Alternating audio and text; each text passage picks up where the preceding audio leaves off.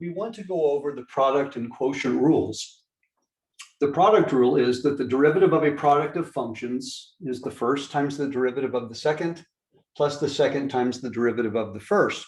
The quotient rule, which is very similar but different in that it involves quotients and differences as opposed to sums and products, is the bottom times the derivative of the top minus the top times the derivative of the bottom over the square of the bottom.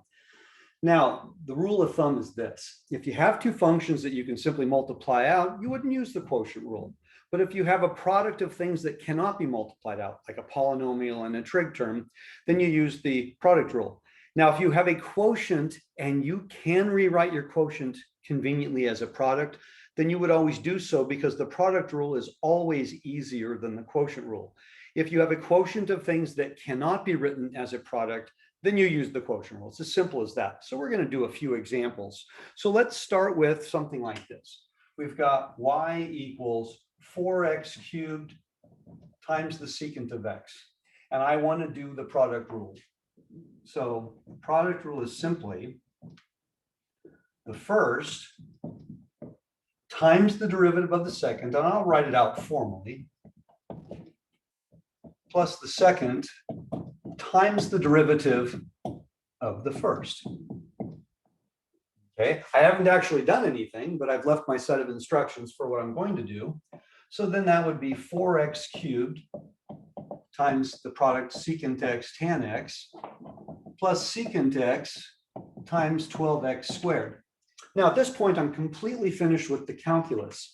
But if I can write my final answer in a factored form, that is always considered the best possible answer and certainly the most useful version. So if you notice, I've got a 4x squared in common here.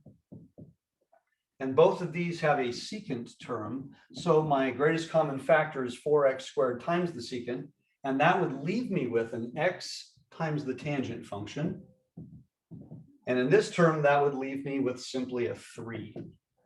So the last answer here is the most useful and certainly the best form of the answer. And there's nothing else I could have done to make this easier. Now, I wrote out formally what I'm going to do, but once you get the hang of it, you can actually start with this line because you're used to doing all of the rules here. So let's do another one.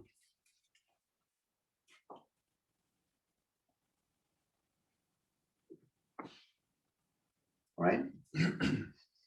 Now let's consider something of the form, how about y equals 3x to the fourth over the cosecant function. Now, obviously, that's a quotient, and I would use quotient rule. But it turns out there might be an easier way. So let's start with the quotient rule, okay? So dy dx is the denominator, and I'll go ahead and just do it, times the derivative of the numerator, which would be 12x cubed, minus the numerator times the derivative of the denominator, which is negative cosecant x cotan x, all over the square of the denominator. Now that thing looks very busy. It looks like there's a lot going on. Now, if you notice, every term has a cosecant in it. So I definitely can cancel a cosecant. Also, I can factor out common terms. So whatever's the simplest to do in that order, it might be easier to do the factoring first. So if I factor out an x cubed and a cosecant,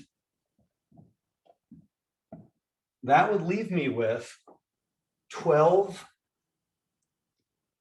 plus 3x times the cotangent all over the square of the cosecant.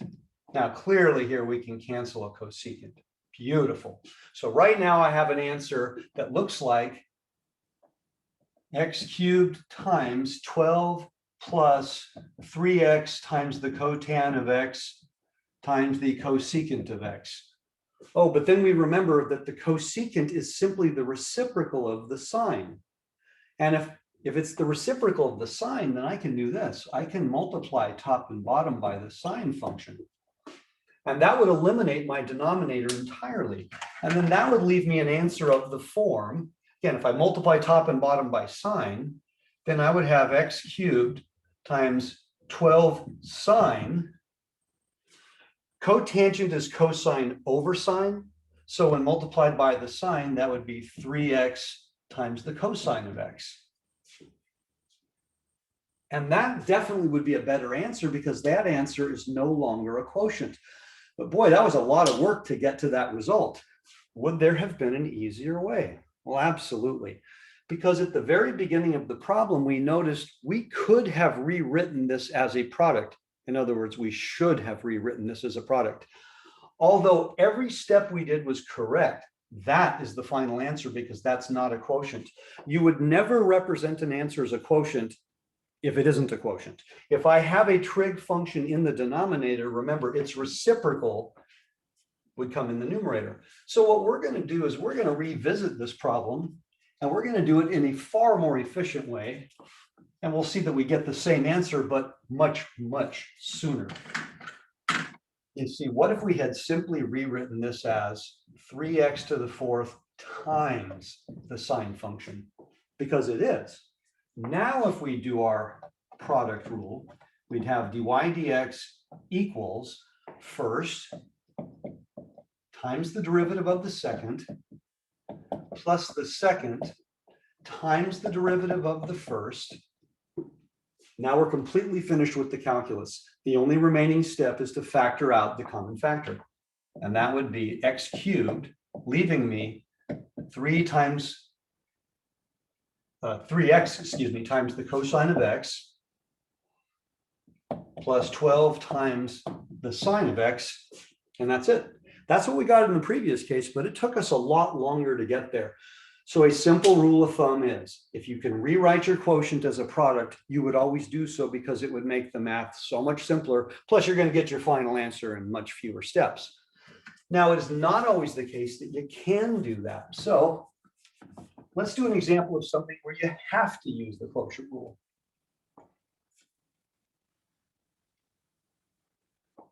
So generally, if I have something like, let's say, the quotient of two polynomials. So suppose I have something of the form y equals 6x minus 5 over 4x squared plus 3x minus 10. Okay, I have something of this form. And actually, let's make that plus 10. I don't want this to be factorable. And I have something of this form. I can't simplify it. I can't factor and cancel. There's nothing clever I can do. So using the quotient rule is the only way to get an answer. So dy dx is the denominator times the derivative of the numerator minus the numerator times the derivative of the denominator, which would be 8x plus 3. All over the square of the denominator. Now, I do need to multiply out the numerator and gather like terms and even potentially factor it square. But the denominator, I want to leave in that form because the higher the exponent, the less likely you are to multiply it out anyway. Plus, if things are in a factored form, it's much easier to use them. So when I multiply out my numerator here, I'll have 24x squared plus 18x plus 60 minus 48x squared plus 18x, so minus 18x. Here, minus 40x, so plus 40x. Here, minus 15, so plus 15. You don't want to lose that negative sign.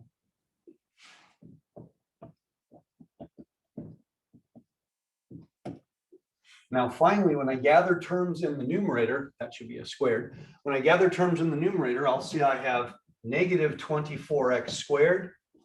I have a 18x and a minus 18x and a plus 40x. I have a plus 60 and a plus 15, so that's a plus 75. In the denominator, I have 4x squared plus 3x plus 10 quantity squared. And basically, I'm done. I cannot factor the numerator and the denominator is already in a factored form. So this would be the best version of this answer I could possibly give. If it were possible to factor and cancel top and bottom, we would. But in this case, We cannot. So here are some very simple examples of using product and quotient rule efficiently.